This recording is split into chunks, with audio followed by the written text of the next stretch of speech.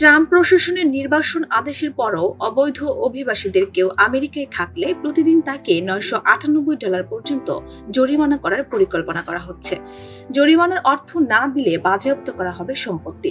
নথি বিশ্লেষণের পর বার্তা সংস্থা রয়টার্স বিষয়টি নিশ্চিত হয়েছে বলে এক প্রতিবেদনে জানানো হয়েছে। 1996 সালের একটি আইনে এই জরিমানার বিধান আছে। 2018 সালে ডোনাল্ড ট্রাম্পের প্রথম মেয়াদে প্রথমবারের মতো কার্যকর করা হয়েছিল এই আইন। ট্রাম্প প্রশাসন 5 বছর পর্যন্ত জরিমানা প্রয়োগের পরিকল্পনা করছে, যার ফলে $1 মিলিয়নেরও বেশি জরিমানা হতে পারে।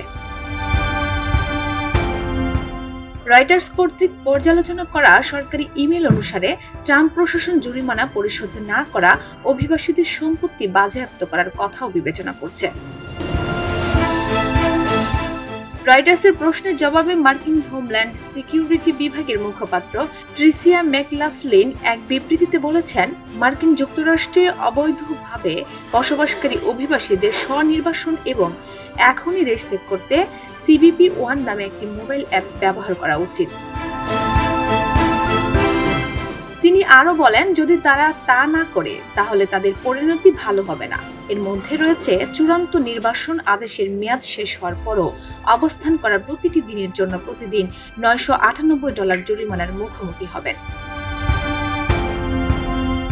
প্রেসিডেন্ট ডোনাল্ড ট্রাম্প জানুয়ারিতে ক্ষমতা গ্রহণের পর ব্যাপকভাবে অভিবাসন দমন শুরু করেন। প্রায় 14 লাখ অভিবাসীকে উদ্দেশ্য করে পরিকল্পিত জরিমানার প্রস্তাব আনা হয়েছে।